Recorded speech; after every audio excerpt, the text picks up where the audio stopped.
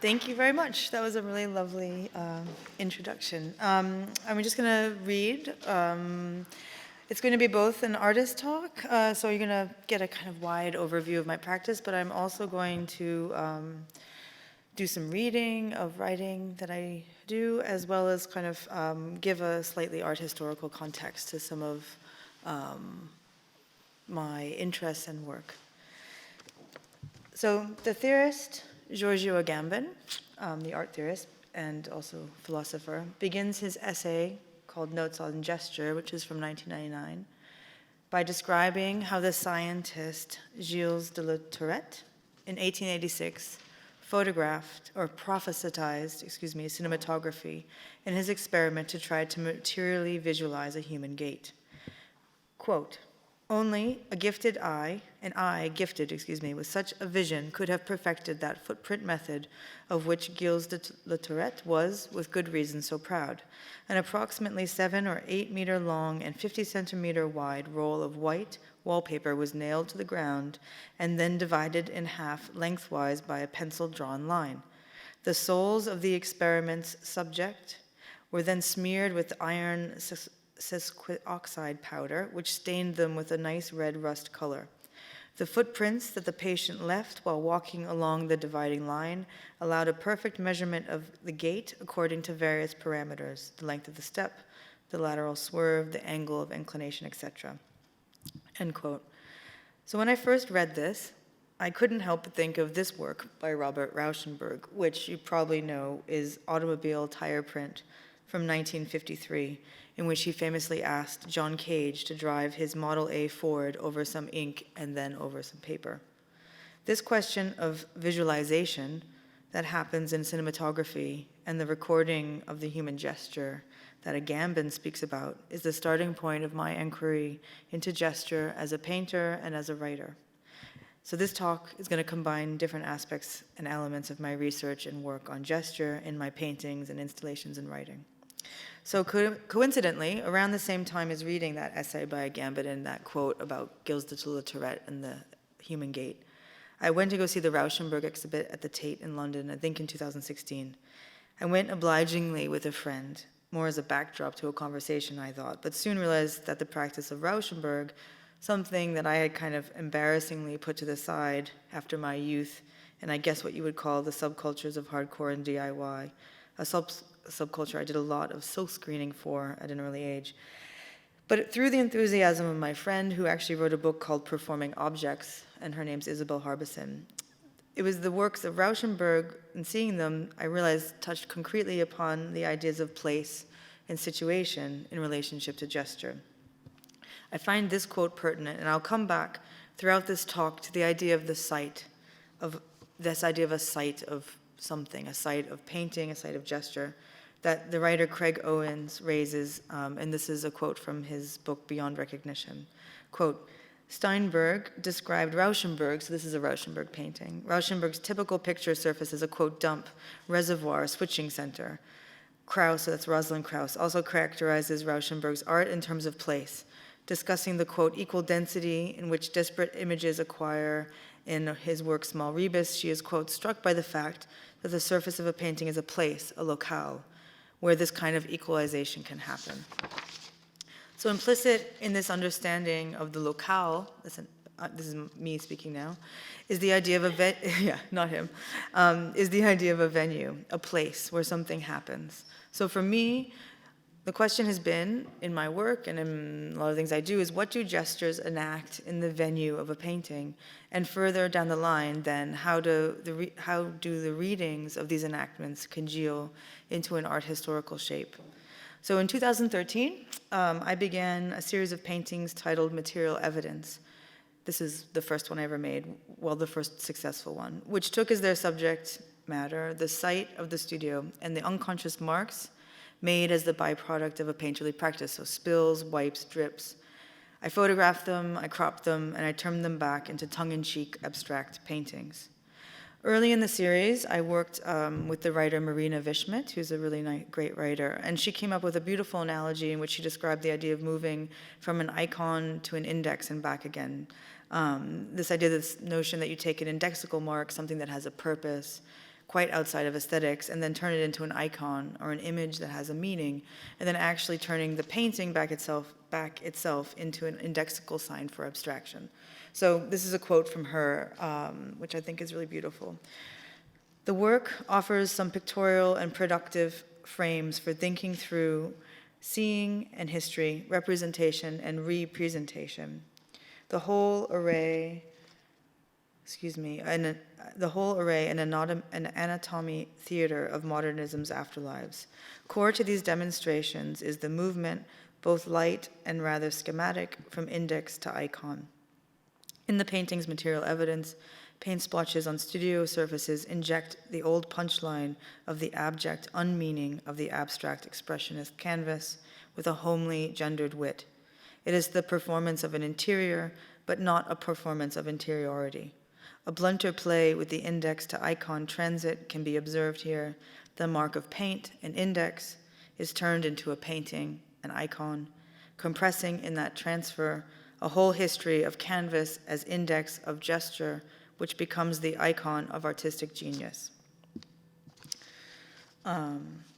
So I became kind of increasingly, as I was making these over a number of years, interested in the space between the paintings. So sort of the photographic sort of space that happened between each painting. And it was actually for an exhibition at Wheels on a train journey to Brussels that I saw a kind of wall being put up in public space. This kind of rapid feel of a half-built surface and also the gestural byproducts of fixing these surfaces. So for Wheels, I decided to build some free-floating architecture. I was also kind of at the time making my work in really unusual spaces, and I was thinking a lot about, so this is a kind of image of my studio. So basically that wall is the space that I reproduced all the paintings from. And then here, this is a kind of bad shot of them on the floor, but I just think it gives a nice example of, I started making paintings in series that had photographic relationships. So this is like a pan, like a cinematic pan across. So there's these kind of jump cuts or repeats that happen in the paintings between each one. Certain things are kind of repeated over and over again. And this is another one. So I started building these temporary surfaces. This was for a show in New York that was only going to be up for 3 weeks. So I thought, why bother finishing the architecture? And let's just cut a hole there for the desk out of some plywood. So I thought there was something quite nice about the fastness of putting up these like really standardized materials. And then at Wheels, I also started enjoying the idea that you could cut. So this is like the shape of the walls is like an offcut of the architecture of the room that it was in. So they could kind of like be taken out of the architecture, or is that someone wanting to come in? No. Or be sort of reinserted back in.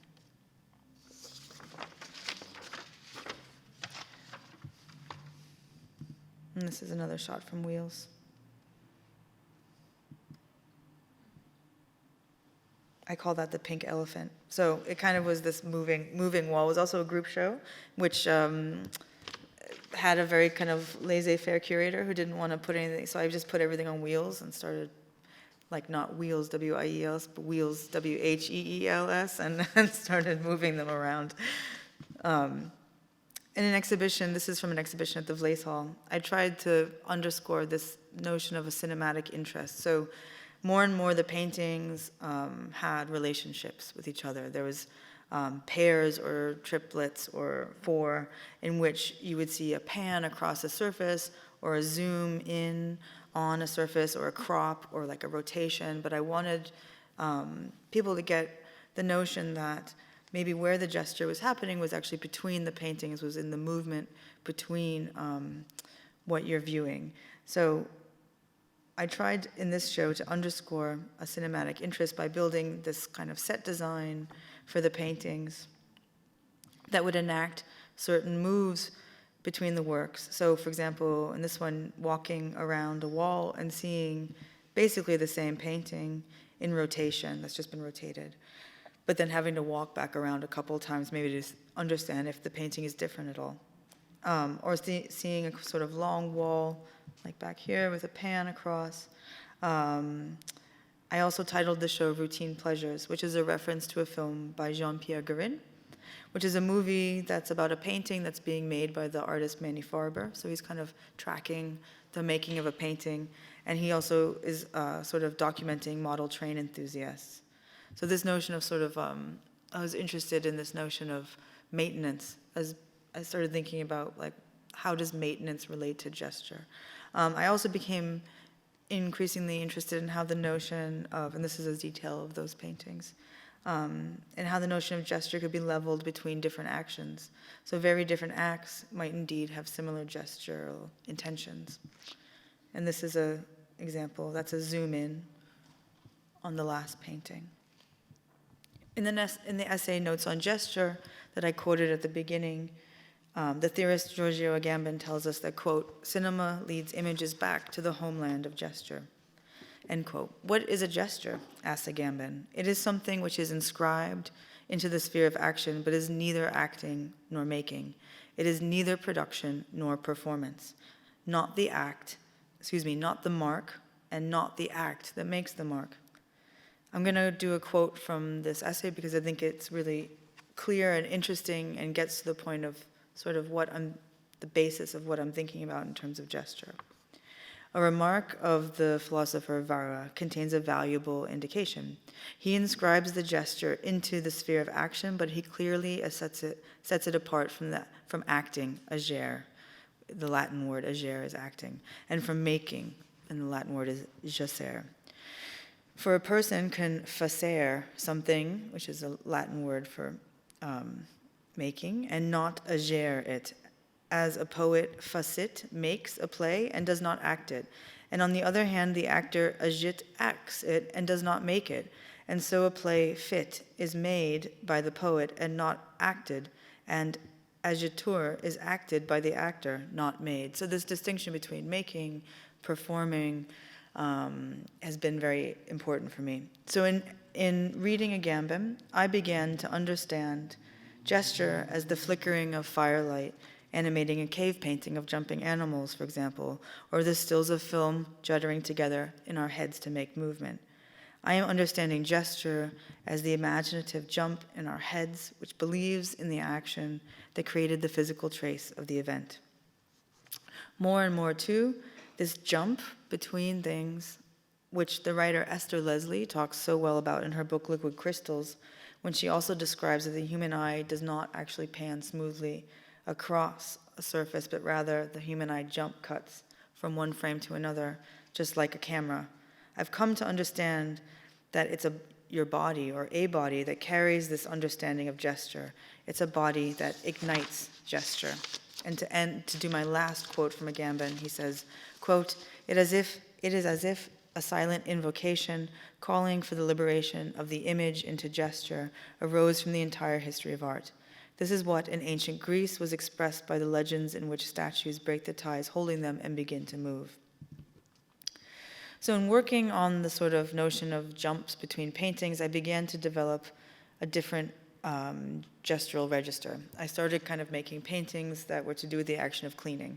So going back to this quote from Marina, she ends by saying this about the material evidence paintings. So this is actually a kind of a model I made for the exhibition I'm about to show you, where I basically sort of overlaid the architecture of my tiny apartment and my tiny studio and in London and inside a gallery space, and built something that was almost like a maze of these sort of standardized metal frames. But again, to quote from Marina, but ask this image, what about the contingencies of housekeeping in the studio?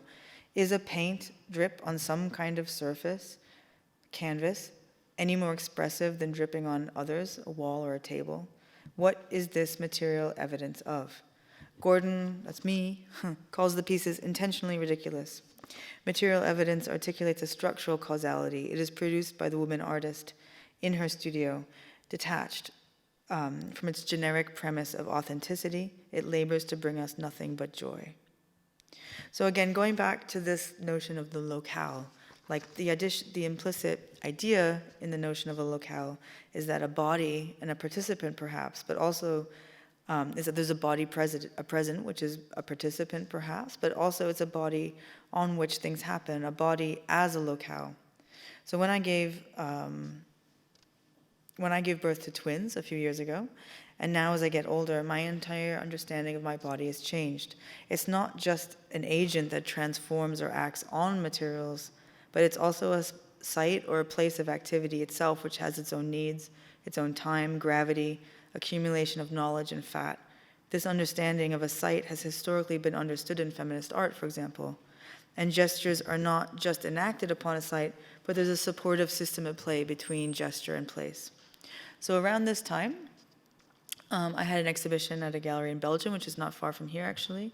And I decided, like I said earlier, to import the architecture of my apartment and studio and overlap them and build this sort of unfinished metal stud architecture.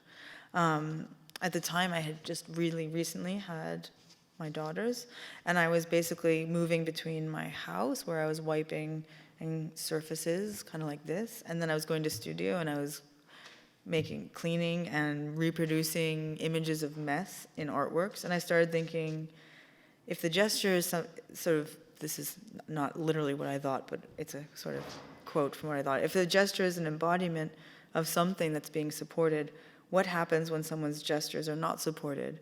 What are gestures that exist off of support? So at first, I started by attempting to reproduce these gestures of cleaning in silkscreen. After a lot of trial and error, I came up with a way of making silkscreens of gestures by basically pouring thick oil paint on plastic and then moving it around with sponges, mops, squeegees, and brooms, for example. Then it dries and you expose it to silkscreen, and it's the light of the silkscreen that exposes and reveals the movement of the material and gestures, so you can kind of see that here. I also printed these on really thin muslin, so like in this image, you can actually see through the work. And I hung them as a counterpart in this show to the material evidence paintings, titled the show "The Gesture is a Joke."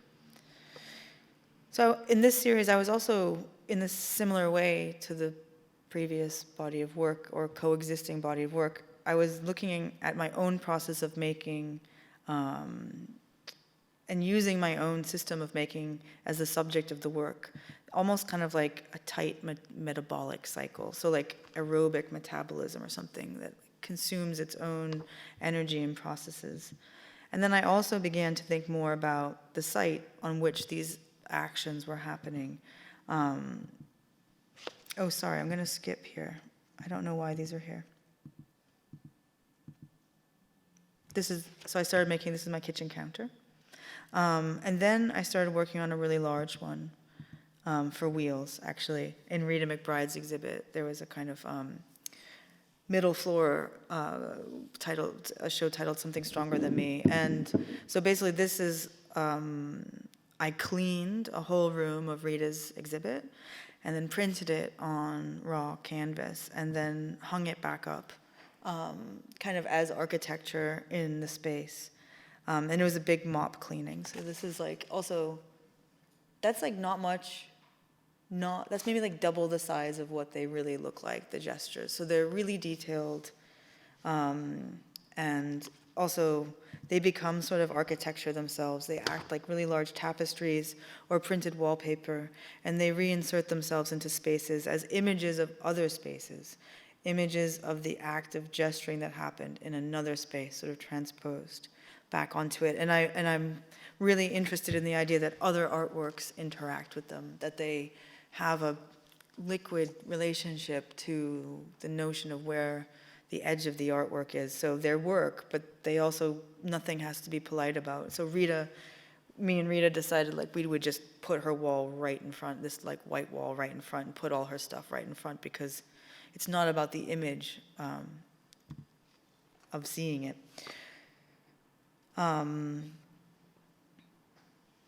This is a process of making it. And also, at the time, I was doing a lot of writing, and I still am, on dropouts, on artists that have dropped out. And I'm going to come back to that later, but for now I'm going to describe a little bit about what I say when I'm thinking about liquidity and gesture. I'm going to tack right here for a minute, and I'm going to move on to talking about what happens when we imagine that gestures are liquids in reality. And I'm writing a book on this right now, so I'm going to give an excerpt from some of the writing I've done lately before I kind of go into an exhibit that I organized that I think kind of visualizes that. Sorry. The gesture is liquid. It is a liquid adjective and noun. Lately, I've been thinking that a painting happens all over the fucking place, and what if a canvas is just in the way? Americans call it the support, but nothing is goddamn solid anymore. Some notes on liquids. Liquids are abstract unforms rushing to fill space, existing not specifically here or there, but homogeneously across any expanse. They spread out, slide down, drip, seep, feel wet. They push uncontrollably outwards, are messy and immeasurable. Liquids are material that behaves. They can be measured through their speed, conductibility, and viscosity as much as by volume. Their meaning is to move. What is this flow? Quote, it is already getting around. At what rate? In what contexts? In spite of what resistances? End quote. Luce Irigaray, in her chapter The Mechanics of Fluids in the book The Sex That Is Not One, outlines the idea of the female as a liquid in that, quote, women diffuse themselves according to modalities scarcely compatible with the framework of the ruling symbolics, end quote. Irigaray speaks of the precedence given to solids in our world and also to the potential of liquids to jam the works of the theoretical machine, an infection or affectation of the surface that it finds itself walled up against. I am talking about form here. I mean, like, specifically. Quote, it allows itself to be easily traversed by flow by virtue of its conductivity to currents coming from other fluids or exerting pressure through the walls of a solid, that it mixes with bodies of a like state, sometimes dilutes itself in them in an almost homogeneous manner, which makes the distinction between the one and the other problematical, and furthermore that it is already diffuse, quote, in itself, which disconcerts any attempt at static identification, end quote. So that's the last quote I'll do of Luce Irigaray. So liquids, gesture, is formless and plural, formless and excessive. Pleasure is, to quote Irigaray one last time, the blackout of meaning. Paint is also a liquid, obviously, but it's often thought of as a surface that is applied and fixed onto a picture. But how to maintain the liquidness of a liquid in a painting? Is this an act of maintenance? So at this point, I usually actually quote a Meryl Laderman Ukele, so I will quote it now. This is from her Maintenance Art Manifesto, quote, from 1969. And she's a great artist, which has done a lot of work with actually like a trash collection in New York, and has been in residence with the sanitation department in New York since 1967. So she's the artist in residence of the sanitation department of New York. Quote, maintenance is a drag. It takes all the fucking time. Literally, the mind boggles and chafes at the boredom. The culture confers lousy status on maintenance. Jobs equals minimum wages. Housewives equals no pay. Clean your desk, wash the dishes, clean the floor. Wash your clothes, wash your toes, change the baby's diaper, finish the report, correct the typos, mend the fence, keep the customer happy, throw out the stinking garbage, watch out, don't put things in your nose. What shall I wear? I have no socks. Pay the bills. Don't litter. Save string. Wash your hair. Change the sheets. Go to the store. I'm out of perfume. Say it again. He doesn't understand. Seal it again. It leaks. Go to work. This art is dusty. Clear the table. Call him again. Flush the toilet. Stay young. End quote. It's a really great piece of writing. Everything a liquid touches is a container. The form is defined by what it touches or pushes up against. Hold on, let me go to the next one so you can see that. There. Presses. Liquids are hot or cold, sticky or slick, and they're pushed around by objects, walls, and pipes, repressed by the architecture of form, shored up and harnessed, but ready to burst through at any time. In this way, surfaces are also containers. So last summer, that's the end of the writing for now. About a year ago, I organized a show in New York, and I wanted to do a show that showcased female abstraction as something at the forefront of abstraction, so its own thing, not running alongside anything else. And I think what became really interesting for me in the exhibition was the way in which, so I'll go back. This was the kind of model of the show. This is a sort of detail of making this cleaning piece that was going to go all around the space. And this is my model with like my Helen Frankenthaler dream painting and a Linda Benglis pour piece, which we actually got. And then this is the kind of architecture that I cleaned, which was the kind of hallway space between the two galleries. And this is the guys installing the Charlotte Posenensky work. And this is the install of that with the Charlotte Posenensky. And then I built a kind of stud wall of the architecture of the next door gallery, kind of transposed and stuck on a diagonal through the space. And these are Amy Silman drawings on the left, and a Jacqueline Humphreys painting, which are these amazing paintings that she's started making recently, where she takes a kind of image of an older work and then she transposes it into a kind of computer language, which puts it into dots and parentheses. And then she makes a stencil from that and then presses paint really thickly through it on top of another painting. So she's basically like making an image of an older painting, but through a kind of language translation.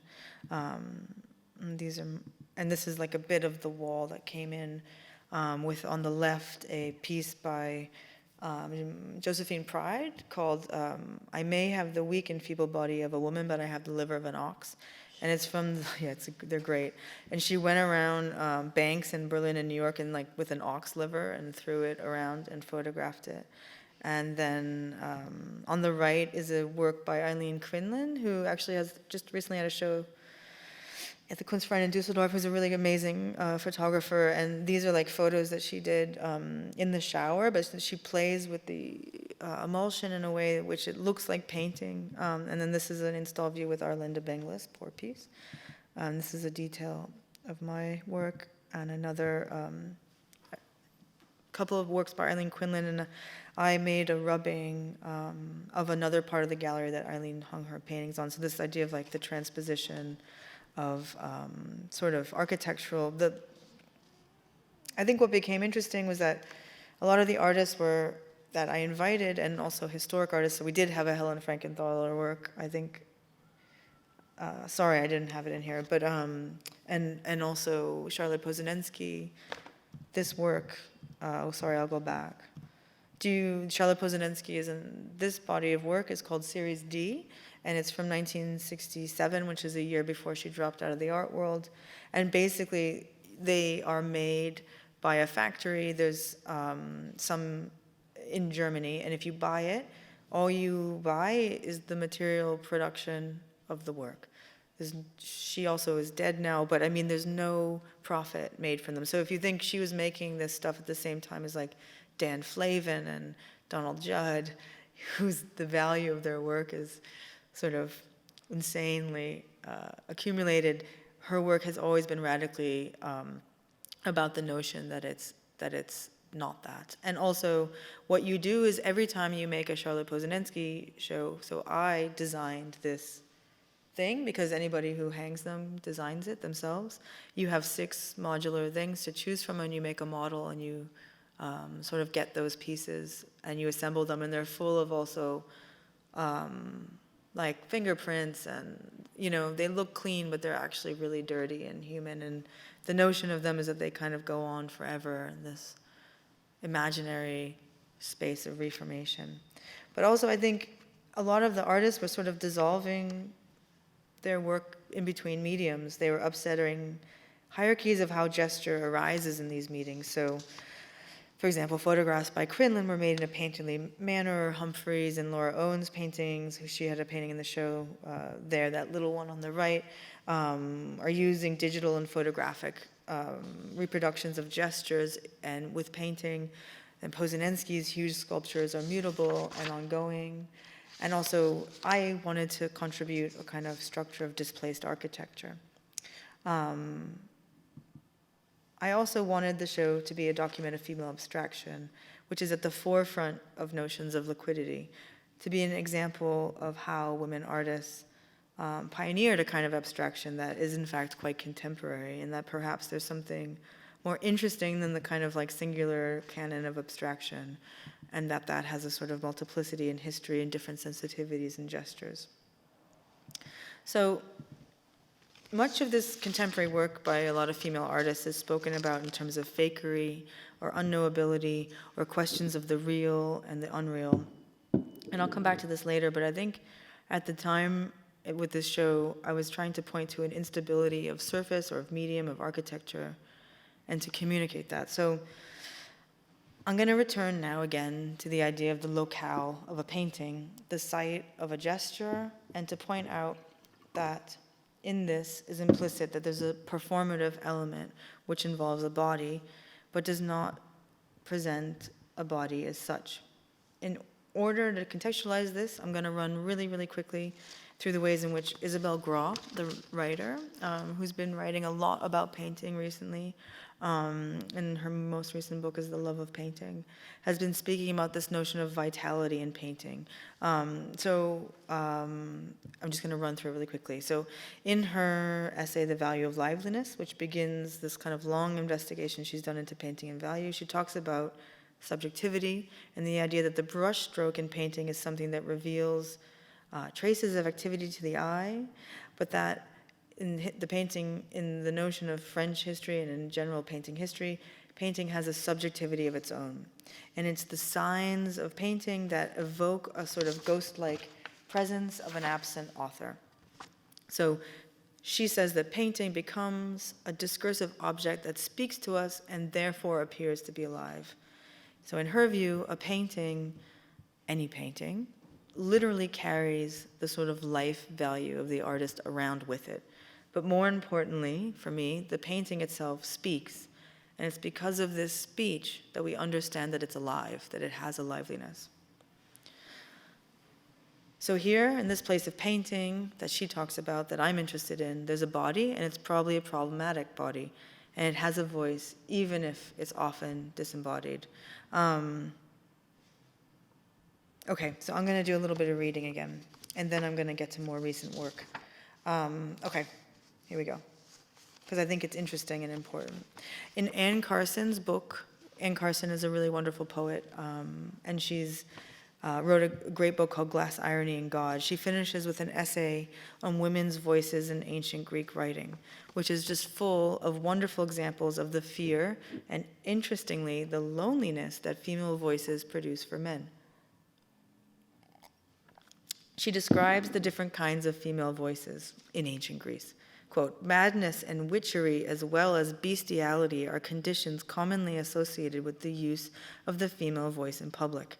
There is the heart-chilling groan of the gorgon, which is a guttural animal howl that issues a great wind from the back of the throat through a hugely distended mouth. So note the amazing quantities in that description. Quote, the Furies, high-pitched and horrendous voices, the deadly voice of the sirens, and the dangerous ventriloquism of Helene. The incredible babbling of Cassandra and the fearsome hullabaloo of Artemis as she charges through the woods. The seductive discourse of Aphrodite, which is so concrete an aspect of her power that she can wear it on her belt as a physical object or lend it to other women. Iambe, also known as Baubo, who shrieks obscenity and throws her skirt over her head to expose her genitalia. The nymph Echo, described by Sophocles as the girl with no door on her mouth. So Carson talks of the upper and lower mouth ascribed to women. At one point, she describes the reason that Joseph Breuer, who was the peer with Freud, withheld a publication on the case studies in hysteria that he had done and the talking cure, when he found that one of his case studies, Anna O., was contorted in the pains of childbirth with his child on the last meeting. Carson says, quote, it is confusing and embarrassing to have two mouths. Genuine cacophony is the sound produced by them. So it's this history of voice that maybe is interesting to keep in mind when we think about the question of who is speaking, and especially the sense of two mouths in this relationship of a projection of an author and painting that Grau speaks about, and thinking about how gesture is projected through authorship, supposedly, but what happens when you have more than one mouth. I'm going to run really quickly through, basically, I moved to Brussels about 2 years ago from London. I came back because I had lived here 10 years ago. And I kind of needed a transition in my work, and I needed things to get messy. So I started doing experiments. I started kind of thinking about what this notion of metabolism is, what this notion of liquidity is that I was interested in. And I started working on an artist book, actually, with the designer Daniel Rother. He approached me, and we had this very productive collaboration in which I started making models of paintings. I wasn't really trying to make any finished paintings, but I was sort of making these digital drawings of intestines and painting on them. I was doing digital kind of erasures I was combining those with like cutouts of words related to kind of that you get from sort of financial dictionaries that relate to, I feel like, bodily terms like burn rate or like burn rate there, fat chance or capital flows. So like, and sort of, yeah, so, yeah, making, and then I started like scanning paint with like leftover medicines that I had put in my body, and sort of thinking about, yeah, how I could start dealing with these notions of sort of metabolism, liquidity, gesture. I started modeling paintings digitally. And yeah, in general, this is how I work, sort of in this very, like, sometimes before making a body of work, I do sort of ridiculous amount of experimenting. So like for the cleaning works, it took like 4 or 5 months of like literally trying a million different ways to get a mark that looked good. And in this case, it was like I made a book with this guy to sort of figure out what I wanted to do. And I started making models of these paintings. He also started arranging all these like ephemera and trials together, and I was really interested in how they visually overlapped with each other. And I started making these things in the studio, and I thought, okay, yeah, this is talking about this notion of a locale, a place that's sort of both like a performative place where things are rehearsed or collected or investigated, and it also plays with this notion of realness and gesture as something that's like both real, like a gesture is something that's real, but it's also projective. It also has a sort of, and also it relates quite closely. This is an older work of mine. It's a painting from 2006 or 7, a couple of years after I finished the ateliers. And at the time I was always working at that earlier with the notion that a painting is a site of investigation. So working out what you're reading or what you're looking at. So this is like a detective kind of gathering clues. And this is a collection of images from archives of feminist magazines from the 70s. So this notion of the investigation or of the surface of a painting as evidence or having clues has like carried on through all the work I've made through the material evidence series and then through this body of silk screens I'll show you in a minute.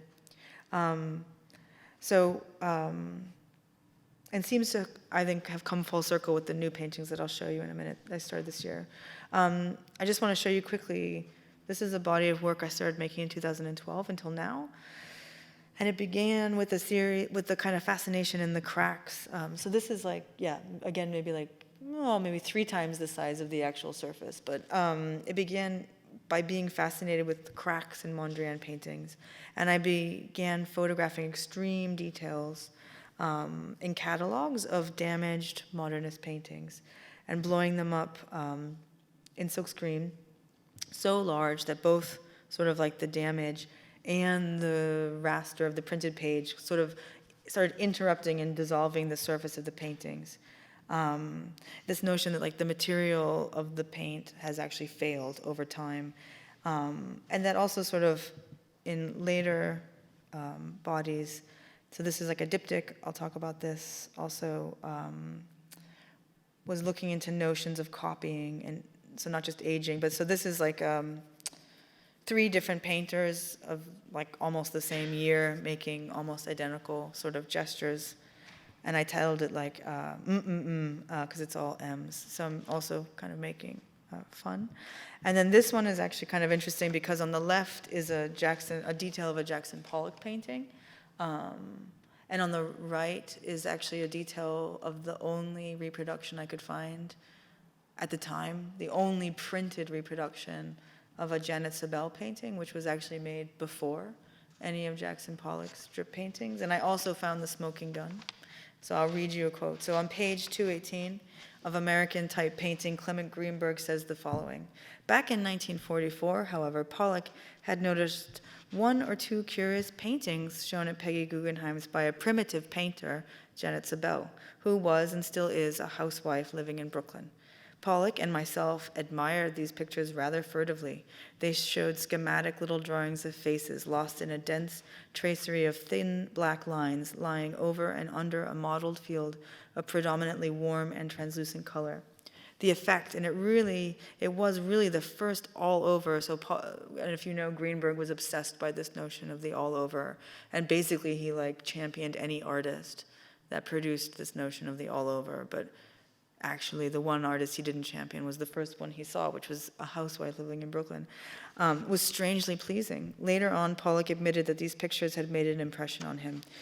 But he had really anticipated his own all-overness in a mural he did, moreover, then, at the end of 1946, so it's 2 years after Pollock sees this show that he's doing his own drip paintings, he began working consistently with skeins and blotches of enamel paint. The very first results he got had a boldness and breadth unparalleled by anything seen in Sabel. Anyway, so I was kind of, with this body of work, also became interested in, I guess sort of outlining narratives of authorship.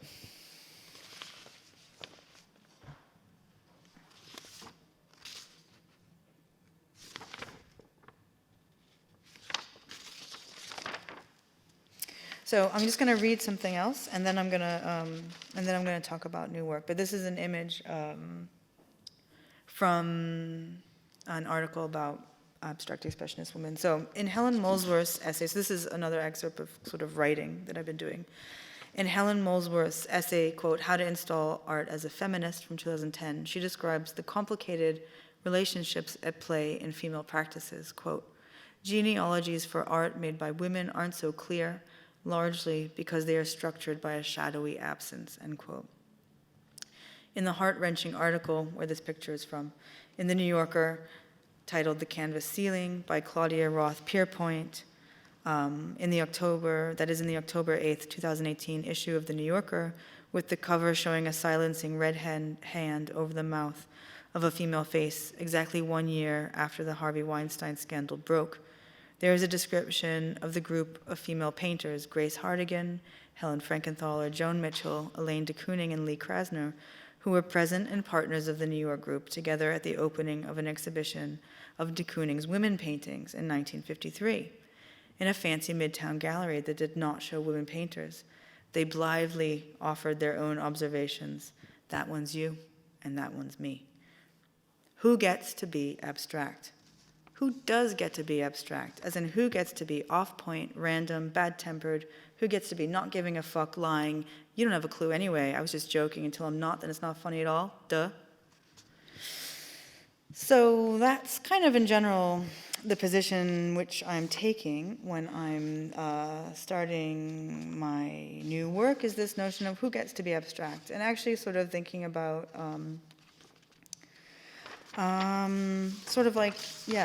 what I'm doing in terms of making abstract paintings as a woman, and what's the site of that too, the locale. So I started thinking about the idea of a surface of a painting as being something that is in of itself a hanging device, like a painting, stuff hangs off of it. It's not sort of something that is, it's also a window into something, but it also actually, it holds stuff. This notion of the gesture is something that supports it, it holds it, then maybe how to visualize that. So in previous work, the notion of hanging was present as like a locale that interacted with the painting, these temporary structures that showed the sort of clear artifice of the sort of hanging of the exhibition, of the painting, the staging of the hanging. But I started to think, like, how can I bring that into the paintings? So like this is one of the first ones I made in a show, actually, the guy at East Side Projects in the UK. And what was nice was that the curator came and he was like, we've got this jumbo stud. So I basically sort of reproduced the dimensions. I rubbed actually the jumbo stud and made the like sort of a silkscreen print of that. And then that thing on the left is like a real scarf that's exposed, and a real coat hanger that's exposed to silkscreen. And then, yeah, gestures around it. So, and then also, this is what my girls do to me, is cover me and stuff. I mean, this thinking of like, where are you putting things? And this is an Abby Warburg, tiny image of Abby Warburg, which I'm sure you guys know, but is like a really great sort of this notion of sort of how do you work out gesture. So then I started working with this grid. I started assembling things on this grid, and then I started making paintings that sort of tried to, visualize this notion of modeling with a lot of these sort of smaller models that I had been making. And yeah, I'm going to show you some in-process things. Hold on, I'm going to run forward and find this for you because I think it's interesting. Sorry, I'm going to come back. I thought I'd put this, there it is. So, okay, also, maybe as an interesting context, a couple of years ago, I went to the MoMA library in New York to search for proof that the fountain, the fountain by Duchamp, was not in fact submitted to the Salon des Indépendants by Duchamp, but rather by, it's kind of well known now, like the MoMA has it on their website, that the notion of this woman, the Elsa von Freytag-Loringhoven, probably may have actually submitted the fountain to the Salon des Indépendants. And it was only many years later, actually, and that was the research I went to do, because actually there's no mention of the fountain between 1917 and in the early 60s. There's nothing. And then Duchamp starts actually modeling the fountain out of clay in the 60s, at the same time that he's reproducing a lot of his other ready-mades. Anyway, what I did discover, I'm not going to talk about it too much because I could give a whole talk on it, but basically what I did discover was this image, which is the only known image that I know of besides the original Alfred Stieglitz photo of the fountain. So this is the only other photo I've ever seen in my life of the original fountain. And it's basically taken in 1917 in Duchamp's studio. It doesn't prove whether he took it afterwards or whether it's before. I don't know. But he calls it une femme pendue, like a hanging woman. So I thought this is very interesting. So I decided to title all of my new paintings Une Femme Pendue in this show that I did recently called Shits and Giggles, because why else do you paint? You paint for shits and giggles. And then so each title is basically Une Femme Pendue, and then an inventory of all the objects that you see. Yeah, so I'm just going to run through. So that you can kind of, I'm being very generous to show sort of the crappy bad photos of, it's also sort of like, at what point, I think a lot of things that I am thinking about now still is sort of like the value and decisions that you make in terms of, when is something an interesting painting?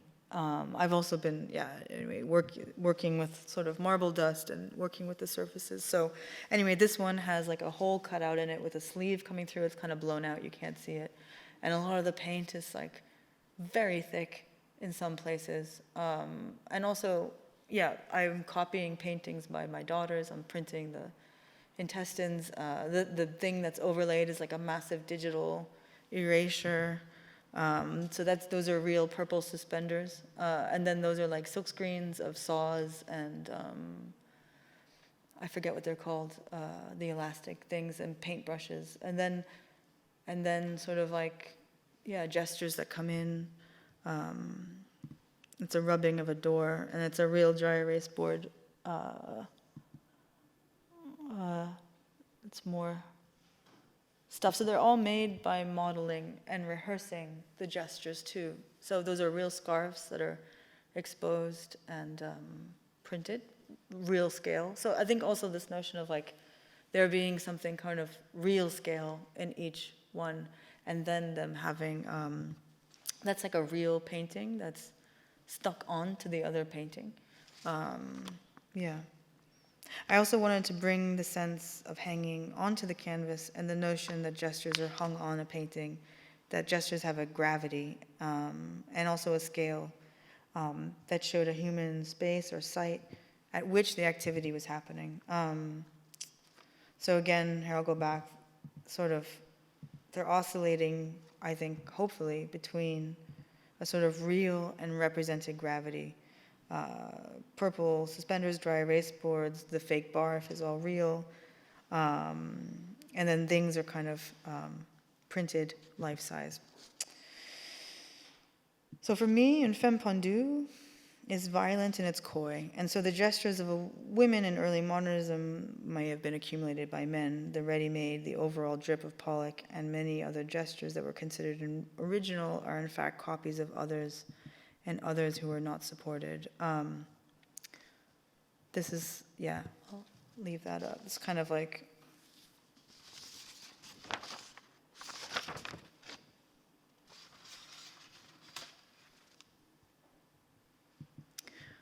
all right, and this is the most recent model that I'm making for a project with the Witte de Wit. I'm assembling gestures by dropout artists. So I've written an essay for that as well. I'm almost done, titled The Embarrassment of Success, that's being published with it, and this is a kind of excerpt from it. So yeah, the models, I have like, the models are becoming more specific to certain questions. And for me, that's where it's developing in an interesting way, that maybe like a certain thing can get figured out in each painting, or obviously there's a failure in that, embodied in the idea of making painting. So this is like this is maybe a bit of a quote from that. The idea of dropping out is a problematic term. It's hip right now in the art world because of its link to rarity and the failure and embarrassment that's wrapped up in the history of the term is being glossed over by writers such as Martin Herbert that are reframing the debate of dropping out in terms of choice. In my essay and writing on dropouts, I'm trying to use them as case studies for understanding when gestures go off the edge.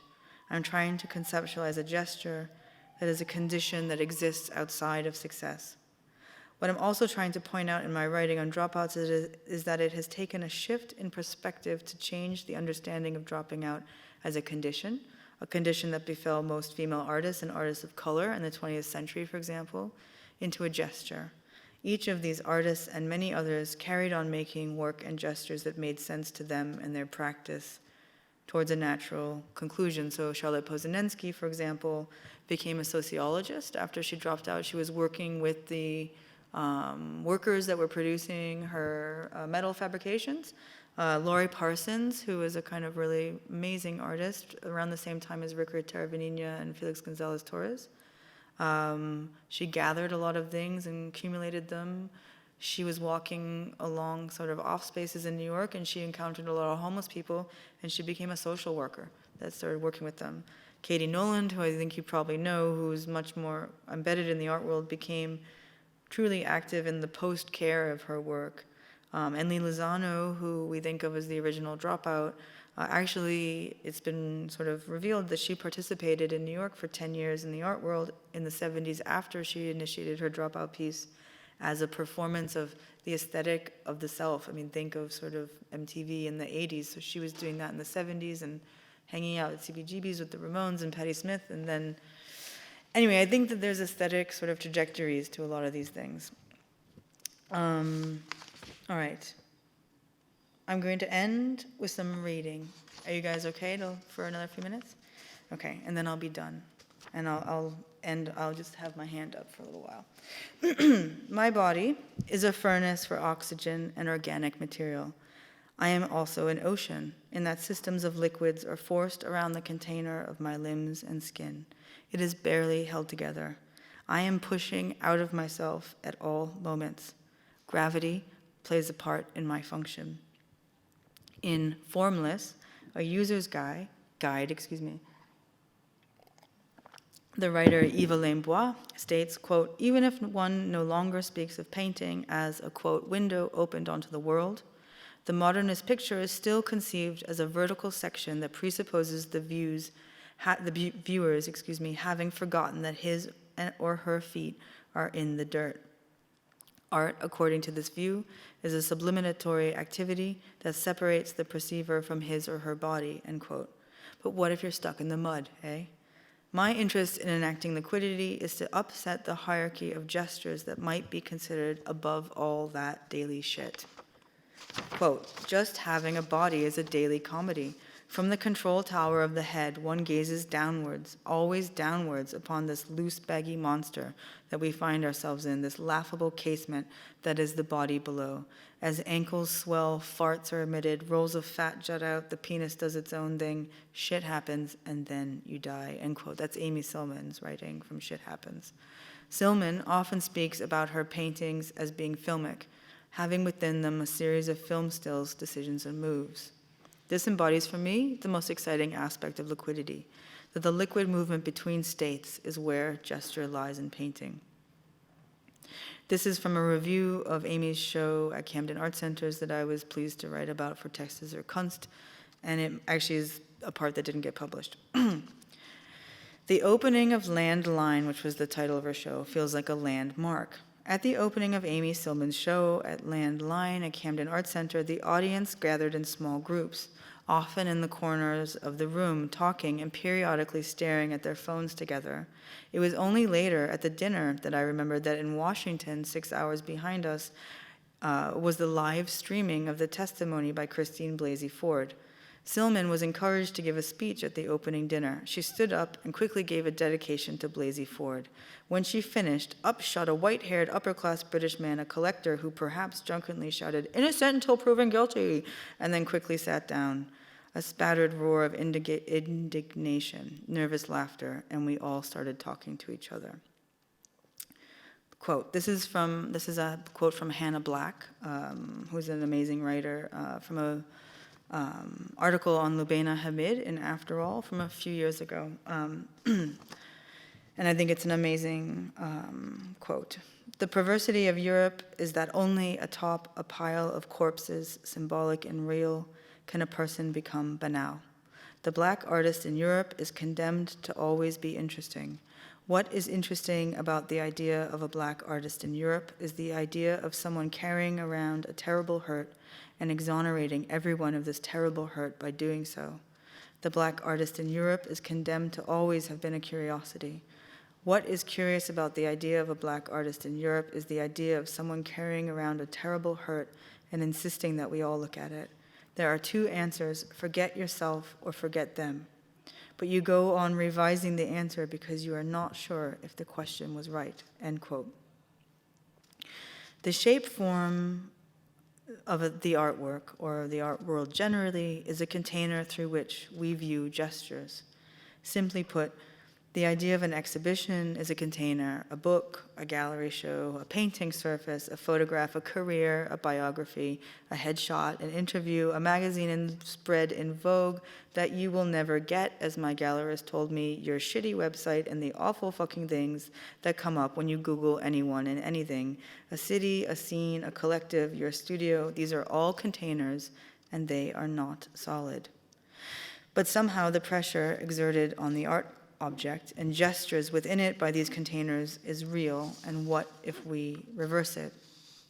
In a moment now, when the gestures of others who have, as Black so aptly says, been delegated to the role of being interesting, I think it's politically apt to understand that these gestures have the potential, and perhaps this is their most interesting potential, to actually change the shape form of historical and contemporary containers. And this can happen in real time. And that's the end. Thank you.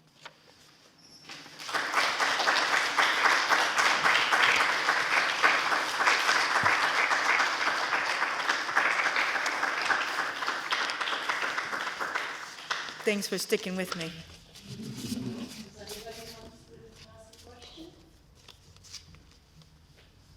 Mm-hmm. Do you see art as a kind of, or kind of MacGuffin to research social structures and ways to developing yourself. Also talk about being yourself, being a thing of gravity that attracts things and holds things to it. Like in your paintings, you attach things that belongs to your life also, or to your environment, or to your like. Yeah, maybe. I don't know. Yeah, I think. I mean, I don't know. I think. Yeah, maybe. I started off as a painter, very interested actually, like way back when I was at the Ateliers. I was really interested in, like, it sounds embarrassing to say, but sort of like the subcultures that I was involved in. Like, I was interested in sort of like, I don't know, like collecting things or trying to understand things through the lens of painting, but I don't know if I've sort of thought about myself so much, but more about trying to work out things that I'm interested in. Like, I'm not interested in myself or biography, but I'm very interested in notions of subjectivity, you know? And I think, yeah. And so a lot of the work that I've done that I didn't talk about in this talk in terms of sort of feminist organizing or just trying to create a community of people talking about subjectivities in a way, is maybe wrapped up in that too, and sort of like not wanting it to be about myself, but more being interested in how, yeah, information can come. So maybe even this interest in dropouts is so external. Like, I mean, you know, some people think I'm interested because I want to drop out of the art world. No, it's not. I'm actually not. I'm interested because I'm interested in how they might perform notions of gesture that are wildly sort of, yeah, they kind of give us options or something, yeah. But the idea of a MacGuffin, like a distraction, yeah, yeah, that's interesting. I'm not sure, like. It's a distraction, but something that leads you in Yeah. kind of. I mean, maybe that's like my process, you know, because I think it's a lot of following your nose of things that you don't know why you're doing it, and then it sort of starts to make sense. Like, but the writing also, it's like it can't be suppressed. It just like comes out. I don't know. You know what I mean? Like I am coming from the subject of painting. I am actually coming from the questions of like making paintings. And actually, I was telling. Earlier today, I'm editing an interview with Amy Silman, and actually we keep talking. She's just done a show at the MoMA called The Shape of Shape, and she was talking about this idea that sort of like, you know, people are reading it as a very political show, actually, and it's literally paintings of shapes. Like, so I mean, it's not the subject matter of politics, but perhaps it's like notions of subjectivity and how we read the value of what. So it's also, that show is embedded within this rehang that's happened at MoMA that opened about a week and a half ago. So there's been this big radical rehang at MoMA that. So I think that's kind of interesting. I mean, it's like how do you say, something being socially aware isn't maybe the subject matter, quote unquote, of each work, but it's like the background. It's the background. Does that make sense? Yes. Yeah. But I found really nice how you analyze things, like the mopping, Yeah. They come from like, I guess they all come from like visual instincts, like, oh, I really like that, I really want that, I want that thing, you know? And then sort of in picking it apart and asking yourself why. And also the things that your daughter, I don't know if your daughter or your kids puts on top of you. yeah. And that was for me also a kind of very like down to earth human Yeah. connect to daily living, to being and noticing like, oh, Yeah. there's something here, or there's a message Yeah. that can be said by what's happening Yeah. here. I mean, they don't see any difference between putting things on my legs and my face and a piece of paper, which I just think is great, you know, yeah. Yeah, but when you were talking about the second mouth and something like that. Yeah. Yeah, I think the Anne Carson thing is very interesting in terms of where is your speech coming from, or like it's also doesn't have to be necessarily just related to the female body, but it's this notion of when you look at objects that have an authorship, where is the speech kind of coming from?